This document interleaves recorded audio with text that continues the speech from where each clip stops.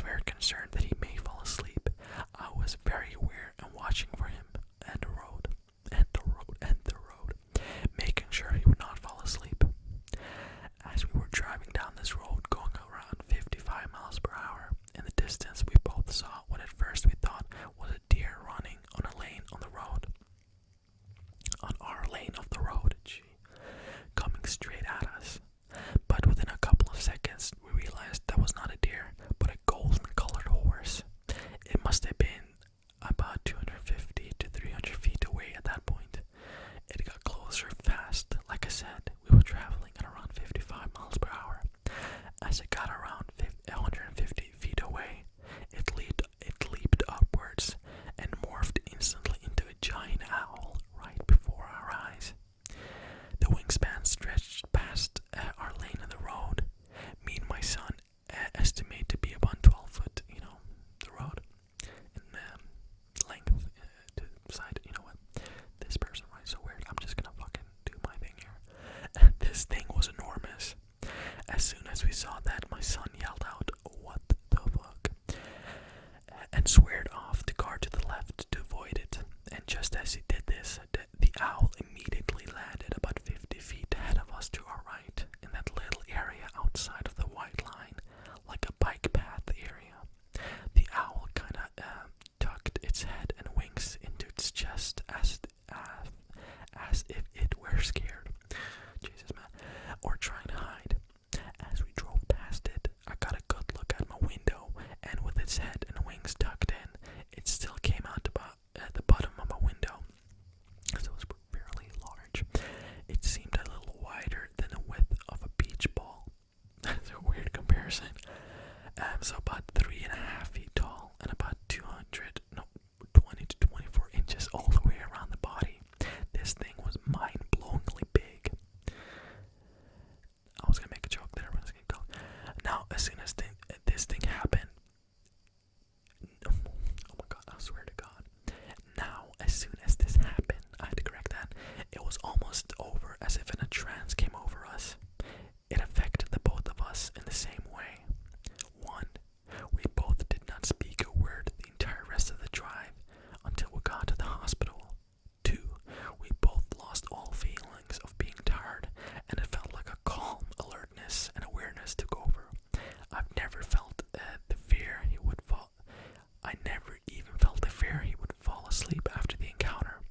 The memory of the experience was crystal clear, but the curiosity and wonder, or even awe, did not hit us until driving back through the same area the next afternoon after my grandson was discharged. It's like we suddenly both said, "And what the heck was that thing we saw last night?" And it all started pouring out from the both of us, the exact same thing that we saw. My son's wife was asking us questions about it, and we were blurting out the exact same answers. It was mind-blowing. To this day, we talk about it and wonder, what do we witness that night? We both agree that this seemed to be some form of mythical creature or a shapeshifter. We both also agreed that whatever it was good and meant us no harm. It may have been a guardian. Okay, let's not push it. That's me, by the way, that's the story. Or maybe it was something that we witnessed by accident, and maybe we weren't meant to see. Either way, just the fact that we both saw it. I feel extremely lucky and blessed to have seen proof with my own eyes that animal spirits or shapeshifters or magical creatures do exist. Makes me wonder about stories of fairies and mermaids and stuff like that, and Nessie may have just been true. If you go to the end, thank you. I'm not very good at writing true, but you know what, I forgive you. Alright. And it says, has anyone experienced anything similar? No. I feel like in my life, this is me talking out that story, I feel like in my life I will not experience anything that's so crazy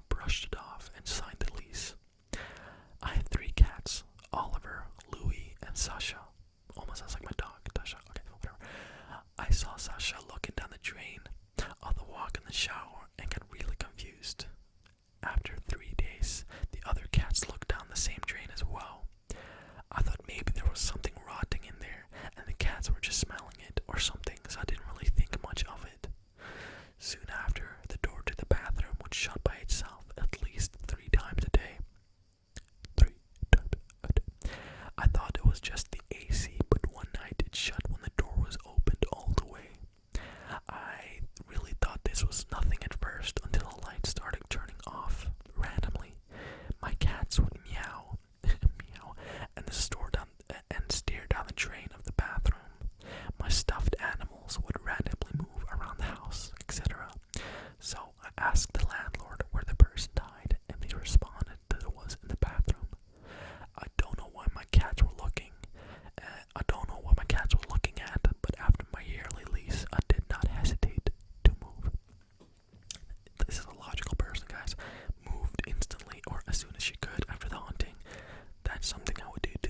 Unless if I was thought like if my apartment or house was haunted, would I like start like a YouTube channel documenting the hauntings of my house? But then people wouldn't believe it because everything that's caught on camera people don't believe. You know what I mean? I always said, like, my dad always says, okay, if ghosts are real, why haven't anyone caught it on camera? And my response is they have, but you just don't believe it. You know, because extraordinary evidence people tend to not believe. It's like, if I captured a picture of a ghost and it was super clear, right? And there's no denying what it is, people are gonna go, oh, that's edited, that's too perfect, you know? So that's kind of my dad as well. He doesn't believe anything that's too good.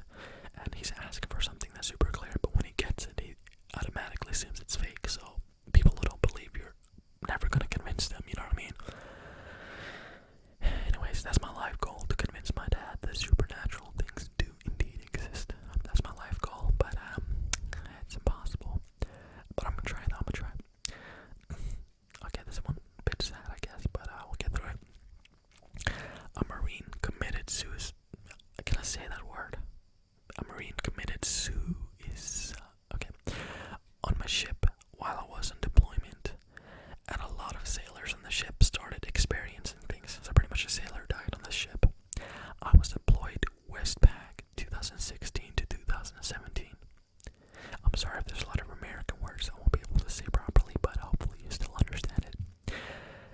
Towards the end of my deployment as a Marine, towards the end of the deployment, a Marine hung himself in the head. A small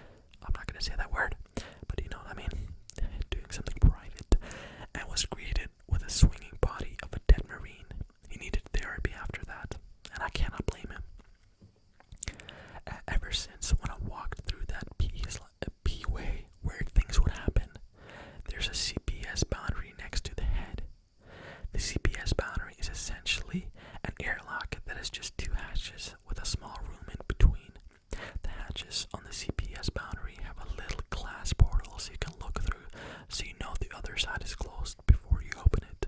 Otherwise, the air pressure will slam the door open and break your nose. I had a late watch one night at around 10 to 2. I was walking back from my shop from my trouble call through this P-way, and I started getting an uneasy feeling. It almost felt like a seasickness, but I didn't get seasick. When I finally got to the CPS boundary, I checked the portal so I didn't get mollywapped by the hatch, and I saw a reflection of a figure behind me. So I walked in the CPS boundary and held the hatch open for the person behind me. To my surprise, there was nobody there.